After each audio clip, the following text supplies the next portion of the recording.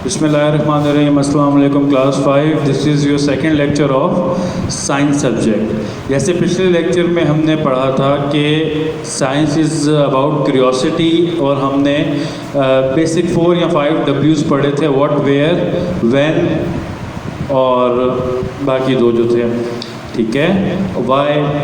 अब हमारे पास जो नेक्स्ट पेज आ रहा है, page number, we have 4 pictures और इन सब में क्या लिखा हुआ है,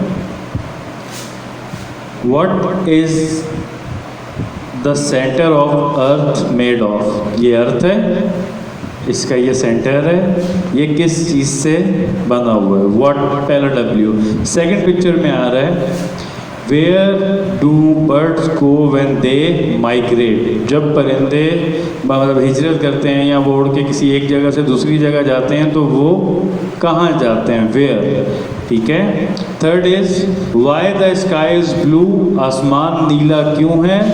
ये भी हमारे पास एक क्वेश्चन है जो कि W से रिलेट कर रहा है। और नेक्स्ट है, when is the best time to plant seeds. बीज लगाने का बेस्ट टाइम, बेहतरीन टाइम कौन सा है।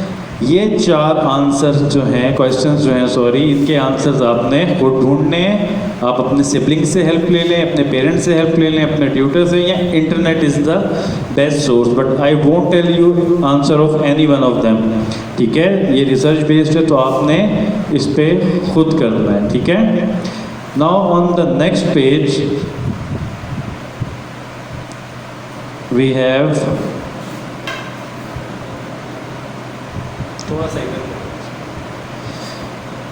very important topic relative to science, research and experiments.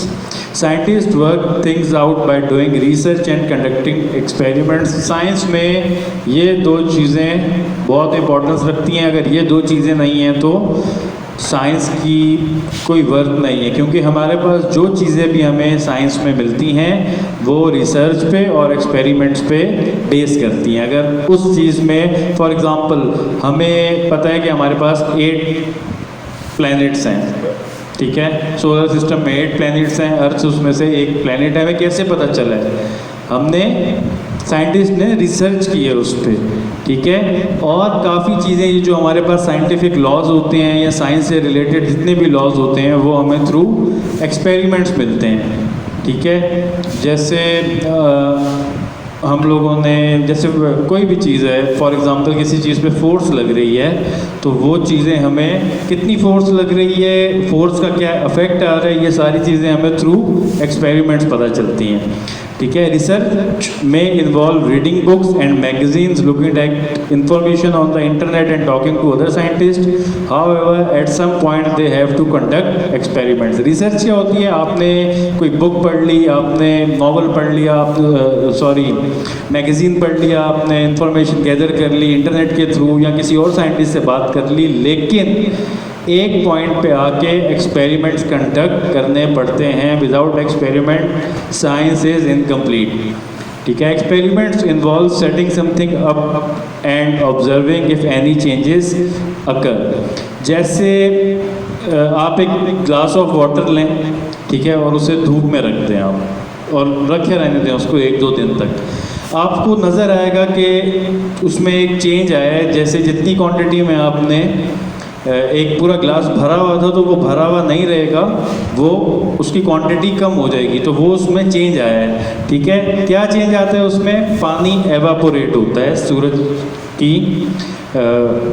Through सन, गर्मी पड़ती है, धूप पड़ती है उस पर, तो वो एवापोरेट हो जाता है। तो एक्सपेरिमेंट जो है, हम कोई चीज़ सेट करते हैं और उसको फिर ऑब्जर्व करते हैं कि क्या चीज़ चेंजिंग आई है। If there are changes the scientist conduct further experiment to work out exactly what is causing the changes. अब जब चेंज आ जाता है तो फिर साइंटिस्ट इस चीज़ पे काम करते हैं कि किस वजह से चेंज आया और क्यों चेंज आया है, ठीक है। Observation does not just involve the sense of site. Site कहते हैं वो सेंस जो हम अपनी मतलब देखते हैं, देखने को हम साइट कहते हैं। तो ऑब्जर्वेशन सिर्फ देखने से नहीं आती, उसमें हमारे पास अदर सेंसेस भी आते हैं, स्मेल का भी आता है, टेस्ट का भी आता है, और टच का भी आता है, और हेयरिंग का भी आता है, क्योंकि सिर्फ हम देखने से चेंज को ऑब्जर्व नहीं कर सकते, सारे सेंसेस के थ्रू हम चेंज को ऑब्जर्व कर सकते हैं। Experiments can't be done quickly. Some experiment take years and even decades. Decades कहते हैं मतलब बहुत ज़्यादा सालों को, जैसे 10 साल के पीरियड को डिकेड कहते हैं। एक ऐसा पीरियड जिसमें 10 साल लगे हों उसको एक डिकेड कहते हैं, और जिसमें 20 हो जाए तो वो 2 डिकेड्स हो जाएंगे। तो एक्सपेरिमेंट्स ऐसे नहीं है, जिस तरह मैंने आपको एक जनरल एक्सपेरिमेंट बताया वाटर का, वो तो चलें आपका एक दिन में भी हो जाएगा, लेकिन कुछ ऐसे होते हैं जो कि सालों भी लेते हैं, और उसमें बहुत ज़्यादा रिसर्च वर्क और एक्सपेरिमेंट्स रिक्वायर्ड होता है। ठीक है, अब एक बहुत इंपॉर्टेंट आप लोगों के पास इंफॉर्मेशन है कि जो साइंटिस्ट के लिए हाईएस्ट अवार्ड होता है ना, साइंस के जो बेसिक सब्जेक्ट्स हैं, फिजिक्स, केमिस्ट्री, फिजियोलॉजी, मेडिसिन और भी बहुत सी फील्ड्स हैं, इसमें जो सबसे हाईएस्ट अवार्ड होता है उसको हम नोबेल प्राइज़ कहते हैं।